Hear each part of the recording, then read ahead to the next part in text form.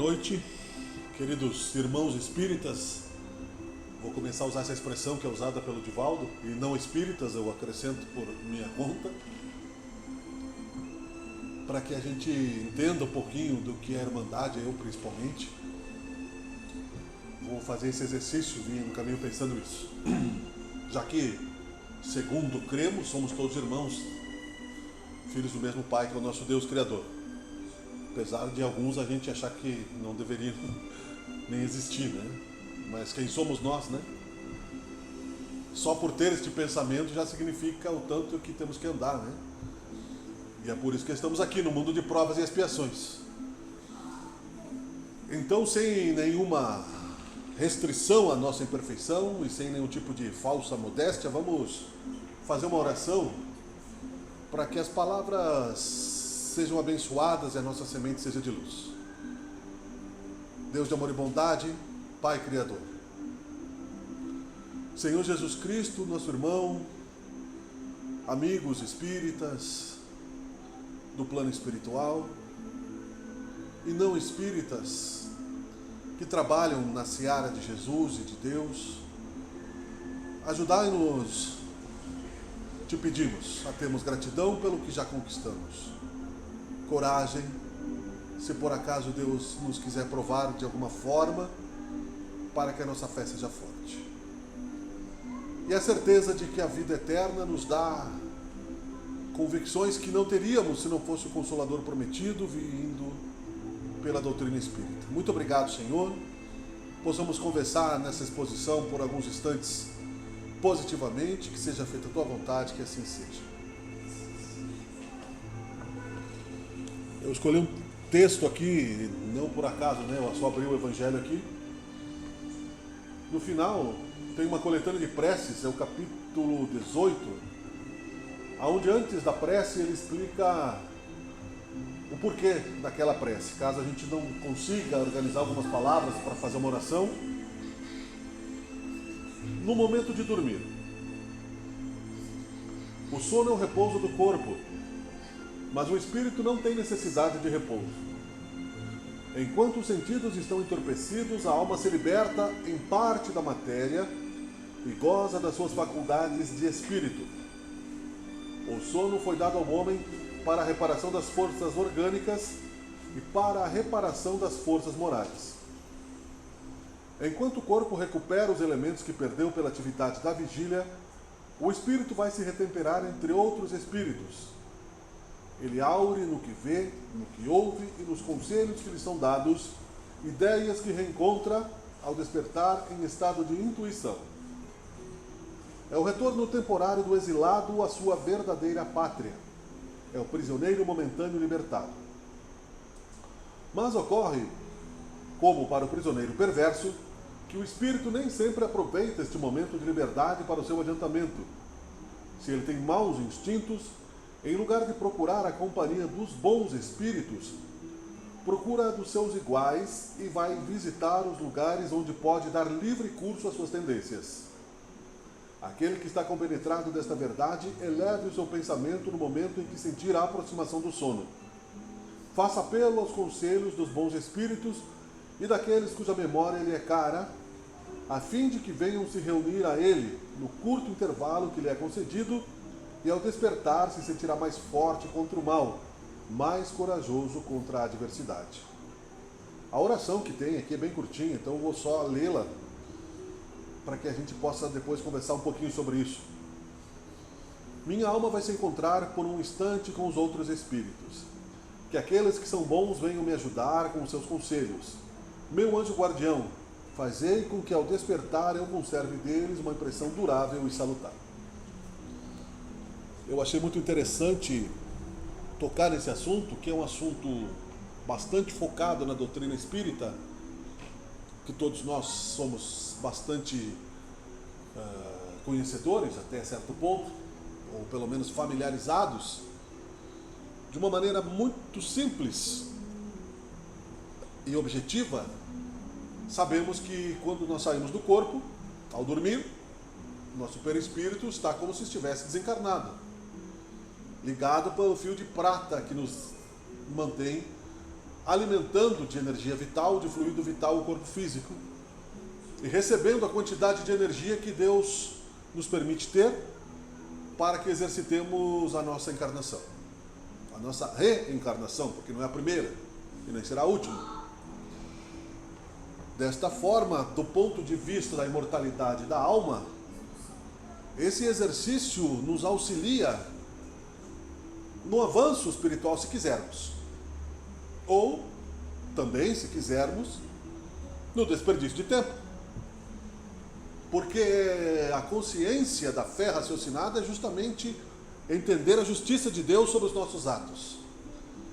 Os nossos atos que se refletem concretamente pelo gesto, pela ação, depois de longa reflexão, onde nasce a ideia no espírito,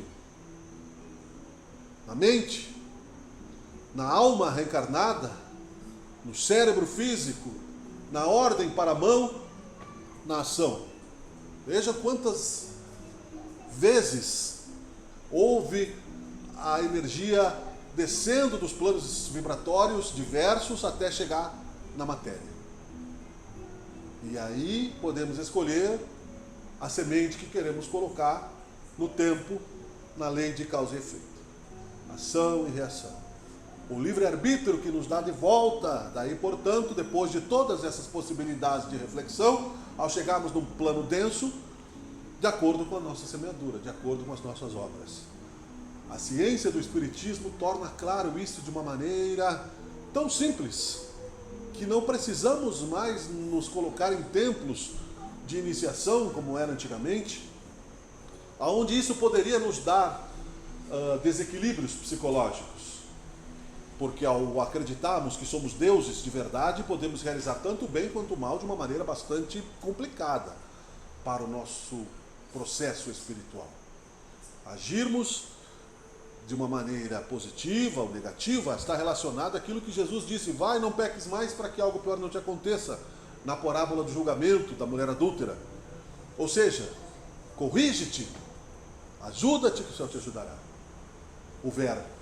A própria Bíblia, na Gênesis, fala o verbo, e Deus disse: faça-se a luz. E as energias que nós estamos vivendo aqui, no plano de provas e expiações chamado Terra, como temos dito, estão num plano intermediário entre o mundo primitivo, que é das escalas bem inferiores, evolutivas, onde os trogloditas e os exilados reincidentes e recalcitrantes no mal estão, sem perder a sua inteligência, a sua capacidade emocional, porém vivendo aquele primitivismo para ajudar naquela evolução. Mundos de provas e expiações, mundos regenerados, mundos relativamente felizes em escalas infinitas, porque a perfeição mesmo é só Deus.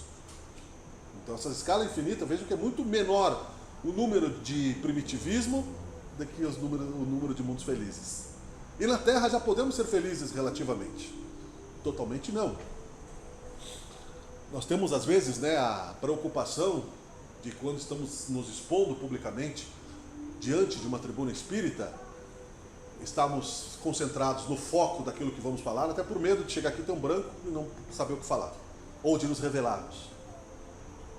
Essa é uma questão importante, porque nós estamos sempre expostos, sendo cristãos ou espíritas ou seres humanos. Acostumar-se a ter educação é uma questão íntima do espírito, de coração. E é claro que nem sempre nós vamos ter essa paciência, mas você, a partir do momento que é um irmão espírita cristão, você vai vibrar intimamente todo o tempo, com você mesmo, sabendo que não custa nada você pedir desculpas por estar interrompendo o corredor do supermercado, pedir licença, não custa nada, é gentileza, é generosidade. Quando nós estamos bem, nós fazemos isso. Quando nós estamos profundamente irritados, nós queremos salvar o mundo, E aí você começa a encontrar os defeitos e as negatividades. Cada um segundo as suas obras, segundo o seu grau de vibração. E isso que nós temos conscientemente, achando que ninguém está vendo, e realmente ninguém está, a não ser o médium vidente que Jesus era, e alguns mais discretos, que enxergam a nossa aura, que não são falsos cristos e falsos profetas, que começam a mistificar em torno dos medos, do oculto, levamos também para o sono, como levaremos para a próxima vida. Então eu posso passar uma vida, vamos dar um exemplo da comida, de abstinência da gula, mas eu sou um guloso de espírito.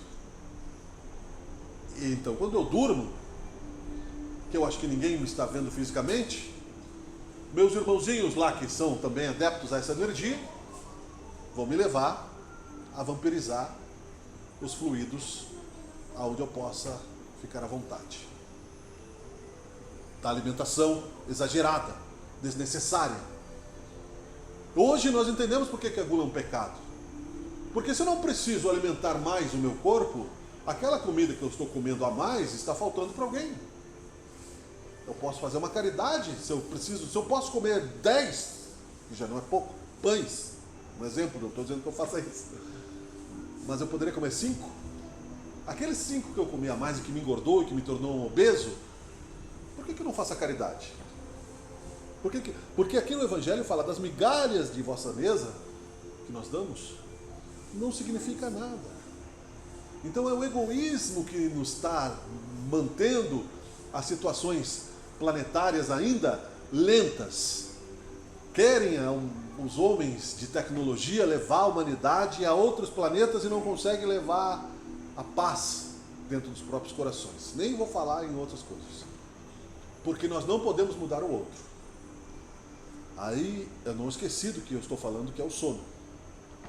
Refletindo sobre tudo isso, eu posso entender claramente, na minha humilde capacidade de compreensão e sinceridade comigo mesmo, porque caso contrário, se eu não for sincero comigo, eu não vou poder ser sincero com aqueles que eu gostaria de refletir a minha alegria, principalmente aqueles que eu amo.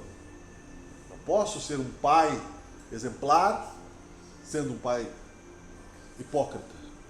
Eu não posso ser um trabalhador justo se eu sou alguém que amaldiçoa o esforço do trabalho, que eu não compreendi a ação de que é preciso que eu justifique a minha existência no planeta Terra, colaborando com ele através do trabalho. Ganharás o pão com o suor do teu próprio rosto. Ou seja, causa e efeito. A partir do momento que eu gananciosamente uso a minha força e desequilibro, sem fazer a caridade, é por isso que Allan Kardec falou que fora da caridade não há salvação, não é fora do espiritismo, eu estou coagulando aquela possibilidade de criar riquezas, porque somos deuses, transformando isso em mesquinharia. E as pessoas atualmente estão dizendo no comércio, o dinheiro sumiu, o dinheiro sumiu. Não, o dinheiro não sumiu. Sumiu a forma como está se tratando o dinheiro, ou você não está trabalhando corretamente, porque o dinheiro é uma criação humana. Se ele sumiu, alguém está guardando, porque há uma quantidade de dinheiro criada pelo Banco Central, pelos todos os bancos centrais do planeta. Portanto, o dinheiro não sumiu. Ninguém rasga dinheiro, vocês estão vendo pilha de dinheiro pegar fogo? Não, o dinheiro está guardado em algum lugar nas mãos de alguém que está ganhando muito ou pouco, sem se preocupar com o próximo. E de que vale ao homem ganhar o mundo e perder a sua alma, disse Jesus. Mesmo o pensamento romano de imperialismo continua hoje. O mesmo pensamento judaico da época de prevalecência religiosa continua ainda hoje através do islamismo fanático, fundamentalista. Do espírita boçal que não sabe ser humilde, do católico que não aprendeu a ser compreensivo com o próximo e reconhecer em si mesmo que também é um filho de Deus como qualquer outro, do evangélico. Mas vamos nos focar aqui na nossa compreensão da lei da reencarnação, que nos dá uma responsabilidade um pouquinho mais clara, porque o que diz ao outro não nos importa. Nós carregamos o nosso tesouro junto com o nosso coração. Jesus disse, onde está o teu coração, aí está o teu tesouro. Mas quando nós invertemos este princípio, eu sempre falo das minhas próprias reflexões. Isso aqui não é um sermão, isso aqui é uma exposição. Nós falamos ao contrário, onde está o teu coração, o teu tesouro está o teu coração, né? E é verdade, né? O meu carro é meu tesouro, meu coração está nele. Bom, eu tomei os cuidados necessários. Agora, se cabe a Deus me provar que eu tenha que perdê-lo por algum motivo, é uma prova de desapego. Não é um castigo. Não é que eu vou dar de graça para o ladrão os meus bens. Nós não entendemos isso, mas eu vou ter que devolver o meu corpo. Se eu não consigo dar o meu sapato velho, o blusão que está lá no guarda-roupa sendo comido pelas traças, porque eu tenho medo de que vá dar uma era glacial e eu vou ter que usar todos ao mesmo tempo. E rolar, né, pelas montanhas de neve para sobreviver. Que esse dia nunca vai chegar. Dizem os técnicos da área psiquiátrica, e Joana de Ângeles também, que é a mentora de Divaldo Franco, profundamente psicológica, de que mais de 90% dos nossos medos não se concretizam. Apesar de que, está na Bíblia, né? Aquilo que eu mais temia me aconteceu. Mas é o que eu mais temia, porque o apóstolo Paulo falou isso no sentido de que nós vibramos o erro, acontece. Ou alguém que está nos amando tanto, está vibrando na nossa aura, que aproxima isso de nós. Mas é claro que não vai cair em mim, né? A gente tem essa realidade de querer culpar o outro, né? Divaldo Franco fala, se há uma janela na parede, um dardo venenoso de uma inveja vai passar pela janela ou vai bater na parede? A janela é da minha perfeição, eu mereço aquela energia e eu vou ter que transmutá-la em perdão. Perdão, porque eu emiti e voltou para mim. Porque é um coração incompreensível vibrando mal. Perdoar os vossos inimigos e melhorar junto com ele. Nós não somos vítimas de nada. Isso nós carregamos para o sono. Porque o corpo físico não é apenas um disfarce. Ele é uma cápsula do nosso espírito que está acomodando no nosso cérebro tudo que nós já vibramos nas outras encarnações e que nós vamos continuar vibrando.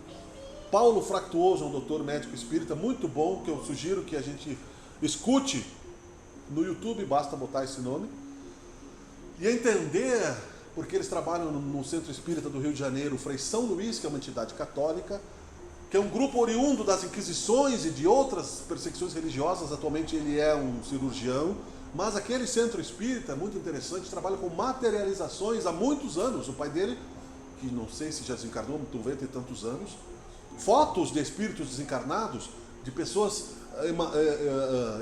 emanando, né, exalando o ectoplasma, um fluido branco, parece uma espuma de barbear, com comprovação de bombeiros, né, fiscalização de médicos, de cientistas, cirurgias astrais acontecidas de uma maneira profundamente registradas pelo pensamento, para compreendermos a lei de causa e efeito nos nossos espíritos.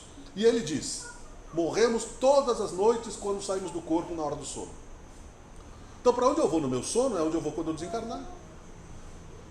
Basta nós termos mais ou menos uma observação dos nossos sonhos e pensamentos, e nenhum de nós vai para o umbral mais, felizmente. A não ser que sejamos profundamente degenerados neste momento. Eu não acredito.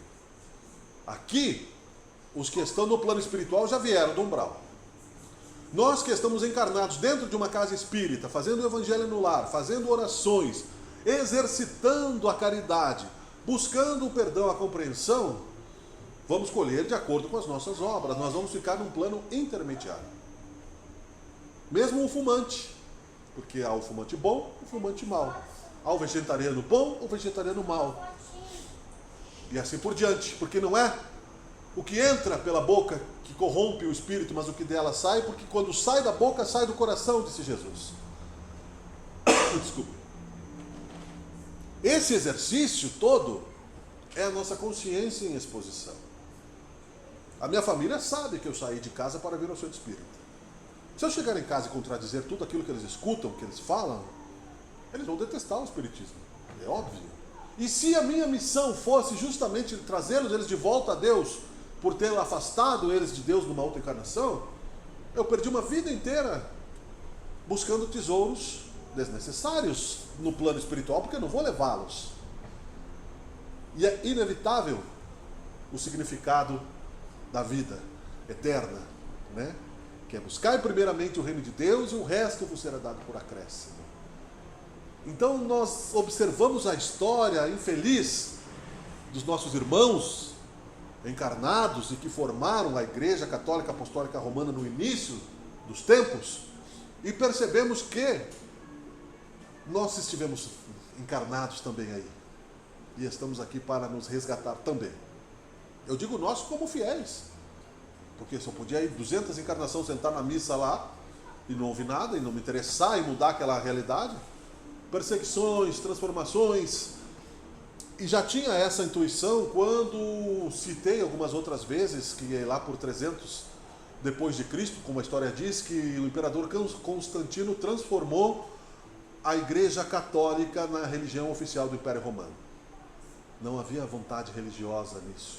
Havia uma obsessão muito grande sobre este imperador, das sombras agindo para que eles dominassem através da religião. Jamais isso será reconhecido publicamente, a não ser nos bastidores espíritas, porque seria até um ataque, uma ofensa à história do passado, coisa que nós podemos, aliás, correr o risco. E dali, muitas outras sombras aconteceram. E o próprio Dr. Paulo Fractuoso fala que é o sono que fermenta as piores obsessões do nosso espírito. Porque saímos do corpo. Aqui nós estamos relativamente protegidos. Relativamente, porque a intuição, posso estar falando aqui, se eu não estiver preocupado com a seriedade e compromisso da lei de causa e efeito, eu estou falando coisas que vão levar o meu próprio espírito ao sofrimento. Então, ajuda-te que o Senhor te ajudará. Cada um segundo as suas obras. Constantino era bastante atacado por irmãos das sombras durante o sono, que aprisionaram o seu corpo espiritual, aonde os seus mentores de luz, porque ele tinha uma missão, eram incapazes de levar a oração para ele. Eles mantinham ele dormindo durante o sono e influenciavam para ele a sombra do poder na terra. Já tinham o poder do império material. Ele queria mais. Porque queremos ser mais do que Deus. E não submetemos à vontade de alguém que nos criou. Dominar a tentação é simples quando você está relativamente na miséria, né? Desesperado. Então nós somos humildes. Mas que humildade é essa que a qualquer momento se perde na incapacidade do descontrole? Então, existem formas e técnicas bastante aprofundadas de hipnose astral e física que são exercitadas por espíritos. Porque quando é uma intuição do nosso anjo da guarda, quando é uma intuição do bem, ela será discreta. Você vai imaginar um ser de luz mais educado que você próprio. Então você não vai entrar na casa de alguém quando alguém está comendo e ir lá dar uma intuição. Então o espírito da sombra vai entrar, vai pisar na tua comida e vai jogar na tua cara. O espírito de luz não vai entrar quando você está no chuveiro, mesmo que em pensamento. Já um espírito sombrio, se você tem baixa vibração. Um espírito de luz não vai entrar na tua relação sexual se você está gerando um filho ou amor na troca de energias, a não ser que você tenha baixa vibração. Protege o teu espírito com a compreensão e com o conhecimento, não com o medo. E o sono, portanto, é a nossa liberdade relativa, o treinamento, porque a gente vai ter que voltar. Nós trabalhamos, nós estudamos, nós construímos lares, né? Nós sonhamos. Tudo aquilo que nós fazemos aqui, como disse ainda mesmo, hoje eu estava escutando um seminário médico espírita do Dr. Paulo Fractuoso, que as religiões pararam na vida após a morte. Elas acreditam todas em Deus, à sua maneira. Mas aonde que eu vou morar? Se eu sou cego, eu vou ficar curado? Meu perispírito vai se curar? Eu vou ter que trabalhar? Eu vou comer? Quem eu vou ser? Hoje eu sou Brambila. Na próxima encarnação eu posso ser qualquer outra, porque não é meu nome que importa. É a minha centelha divina imortal. E aí, como dizia Sócrates, eu mudo o meu ponto de vista e passo a construir a minha vida para o futuro. Então eu até brinquei hoje, né, que a vida é eterna. Portanto, né, mas o dia não é. Mas a gente faz o dia que pode, porque são pressões diversas, né? Preciso ganhar mais dinheiro, mais rapidez, mais eficiência, mais conhecimento, né? Cursos e cursos e cursos, a gente acompanha, né, pessoal, né, tem que focar, tem que entender, né? Somos todos na era do intelecto, então agora entra a era digital, o pessoal se repete, né? E veja como as pessoas se colocam em patamares de genialidade absoluta. Uma palestra que assisti ontem na Câmara de Indústria e Comércio, assim, que uma palestrante que viaja pelo mundo, pela China, pela Europa, tem apartamento nos Estados Unidos, perguntou se uma cidade como a nossa tinha Uber. Ora, uma cidade de 500 mil habitantes não está, hoje em dia, até na colônia você tem internet, né? Você não está mais alienado. Ela não estava pregando para índios, né? Não estava pregando para... Então, quer dizer, o mundo se globalizou. Jesus Cristo falou em 3 anos, quando chegou no centro do poder, e logo foi exterminado, porque eles não queriam compreender isso, e ainda hoje a sombra age em nós também. Jesus falou sobre a persistência. Não é sobre a perfeição. A perfeição eu não vou ter, ninguém vai ter nessa encarnação. Só Jesus foi perfeito. Nem Buda, nem Gandhi, nem Krishna, espíritos de luz. Jesus foi o mais classificado deles para nos representar, tanto que disse com a própria autoridade do Cristo: eu sou o caminho, a verdade e a vida. Ninguém vai ao Pai a não ser por mim. Porque ele é o último raio de vibração que nós temos. Ou seja, sendo tudo pensamento, tudo sentimento, e hoje eu fui no velório de um senhor de 91 anos, vizinho que desencarnou, e tinha ali do lado um outro velório. Você sabe que ali você está colocando na terra de volta aquilo que a terra deu. Do pó viemos, ao pó voltaremos. Com todo respeito à dor de todos, que nós também sentimos, de saudades, de incompreensão, temos que envelhecer, temos que retardar esse envelhecimento da melhor maneira, porque não apenas eu vou desfrutar de uma encarnação mais longa. Isso é bom, mas é egoísta, né? Ah, então vou me matar. Não, isso também é gratidão. Mas, se eu considerar que eu estou no trilho, pode ser que eu possa ter que servir a Deus mais adiante. João Evangelista começou a escrever os evangelhos e o Apocalipse, que não é o fim do mundo, mas é a mudança para uma nova era, quando ele já tinha mais de 80 anos, e quando ele foi exilado na ilha de Patmos, por mediunidade, inclusive. Dormiu, encontrou-se lá com os mentores do cristianismo e disseram: nós vamos te ditar algumas coisas. Quando ele acordou, sem ter a noção clara das coisas, pediu pena e papiro e escrevia os evangelhos, andando pelas praias da ilha, um homem velho para o plano físico. Só que há 2000 anos a sua obra de colaboração ao cristianismo tem nos ajudado a entender que é necessário uma mudança, e Apocalipse é mundo novo, é vida nova, não é o fim do mundo para que tornemos dramática a nossa realidade e acabemos com tudo e deixemos de ser felizes. É a mudança interior, a morte do homem velho, do ser humano egoísta e materialista, para um renascimento diante da imortalidade da alma e da certeza de que os nossos problemas são problemas, mas eles estão para serem exercitados na capacidade que nós temos de solucioná-los, sejam eles quais forem. E Jesus disse: Deus não dá um fardo mais pesado do que seus ombros possam carregar. Você dá para uma criança de 3 anos uma bigorna para ela carregar?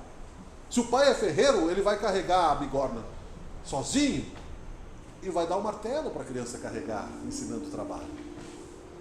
Se ele é justo. É uma questão de compensação, e Deus é eterno. Por que ele nos esmagaria em reencarnações de provas e expiações, incapaz de nos dar a felicidade e sairmos do labirinto da dor e do sofrimento, se ele é o nosso Pai de amor e bondade? Essa visão de Deus cruel é uma visão negativista, criada pelo psiquismo inferior para nos dar medo, que é a crença no mal. O sono, então, é uma oportunidade que temos de continuar vivos, ocupando melhor o tempo, já que o espírito só se cansa moralmente. Ele não se cansa fisicamente, é uma matéria plástica altamente maleável e que com o poder da mente e do coração se autorregenera. Cristo fazia isso porque ele liberava para as pessoas a possibilidade de uma nova oportunidade e dava para eles uma chance de merecimento. Portanto, de merecimento futuro, porque aquelas pessoas não tinham conquistado ainda muita coisa. Alguns daqueles que ele curou voltaram a errar e a piorar novamente. Alguns se transformaram. Nós só sabemos quantos nós sabemos que Jesus curou e se transformaram em seus seguidores e que entraram para a história. Os apóstolos, nenhum. Inclusive um deles teve um probleminha aí que a gente sabe que não está bem explicado como é, mas foi um probleminha humano. Maria Madalena não estava doente do corpo, estava doente do espírito. A doença do corpo viria mais adiante. Mas ela se arrependeu, se regenerou, voltou. Vai, não peques mais para que algo pior não te aconteça. Primeiro tentou, segundo aí as obras mediúnicas, seduzir Jesus materialmente, porque sentiu nele a força de um coração pulsante na eternidade que ela não sabia de onde vinha, mas de onde todos viemos, porque nós viemos de Deus, já tivemos o paraíso perdido. Estamos ainda aqui por teimosia e por falta de um bom planejamento, talvez. Porém, queridos irmãos espíritas, a vida é eterna. Eu repito, o sono é uma bênção de Deus. Porque se o dia não foi bom, amanhã é outro dia. Se hoje eu não tenho as certezas que eu preciso, amanhã é outro dia. Para concluir, Jesus dizia que a cada dia basta a sua atividade. A palavra mal foi mal traduzida para o português, para as línguas latinas. A atividade é trabalho. Só que a gente há de convir que ainda hoje existe um trabalho bem difícil, o catador de papel, né? Ainda nos fornos, né? As pessoas falam, né, do progresso econômico da China. A China tem trabalho escravo, crianças, pessoas morrem nas fábricas, moram nas fábricas e morrem nas fábricas. Tem pena de morte, onde o tráfico de órgãos é um dos maiores, né, problemas para a vibração do planeta, porque eles matam os prisioneiros para venderem e tirarem seus órgãos para os ricos daquela sociedade, que ninguém sabe, porque ela é capitalista para fora de si. Dentro, ela é profundamente ditatorial. Nesse mundo, como disse o doutor, os dois maiores comércios da nossa humanidade, né, o tráfico de drogas, né, e o outro que eu não me lembro que ele falou qual que é, mas enfim. Fora a corrupção, que já é tema, né, de várias obras mediúnicas, espíritas ou não, inclusive a Divina Comédia, que é do século da Idade Média, 17, onde Dante Alighieri descreveu as situações de corruptos no inferno, entre aspas, que ele compreendeu, né? Traduzido por inferno, mas a gente sabe que são os umbrais. O sono é uma oportunidade de vermos tudo isso mais claramente. Não precisa ser médium, a gente dorme e a gente lembra. Se você quer evoluir, olha para dentro de si, conhece-te a ti mesmo e a vida vai te dar oportunidade. Eu não tenho como concluir com tanta facilidade essas questões do espiritismo, porque assim como não parto de nenhum começo, não há fim. Há apenas um hiato que a gente deve refletir, eu acho, para que sejamos felizes agora. O presente é o que nós temos como possibilidade de viver em paz. Amanhã nós não sabemos, a Deus pertence. Agora, quando eu chegar no sono, eu vou ter agora que eu não tenho consciência nesse corpo, mas o meu espírito não pode andar à deriva, né? Essa é a questão. Você não pode simplesmente fechar os olhos e deixar o teu carro andando. O teu corpo vai estar parado. Você vai precisar protegê-lo, mas o teu espírito pode inclusive estar se comprometendo negativamente no plano espiritual, se você não controla os teus pensamentos e sentimentos. Você acha que ninguém está vendo, né? Pode agir. Nós somos cercados por uma multidão de testemunhas. Então os teus defeitos, Deus sabe melhor do que tu. Não adianta se penitenciar. Se errou, lembra, vai, não peques mais para que algo pior não te aconteça. Se não consegue mudar, procura uma solução, um tratamento. Ninguém vai conseguir mudar diretamente assim. Vai enlouquecer daí. Se eu sair daqui e disser agora eu sou santo, né, não preciso nem chegar em casa, né? Primeira esquina eu já perdi a santidade. Infelizmente, para nós, né, caímos neste mundo de provas e expiação. A regeneração vai demorar um pouquinho, mas chegaremos lá. Muito obrigado pela atenção. Eu passei um pouquinho dos minutos aqui, mas eu tenho a certeza de que é útil a gente refletir sobre essas questões, porque para mim, se não fosse isso, tenho a certeza que aqui eu não estaria, nem sei se estaria encarnado. Vivo eu estaria, mas não sei aonde. Poderia estar até num tesouro enriquecedor material, mas não estaria feliz, não estaria agradecido pelas bênçãos de todos os dias, pela saúde, pelo pão de cada dia, pela paz interior e por estar olhando o caminho da luz, para que possa caminhar um dia de cada vez. Então a isso eu agradeço também, e é por isso que eu estou aqui para testemunhar, por gratidão e por colaboração aquilo que Deus me pede, sem fazer nenhum favor, mas aceitando que é assim que a corrente do bem se faz, a cada um dando um pouquinho de si, material, espiritual, ou como relatório de que o bem existe, de que ele é positivo, que nós vamos avançar aonde Deus quer nos levar, né? Muito obrigado, seja feita a vontade de Deus, que assim seja.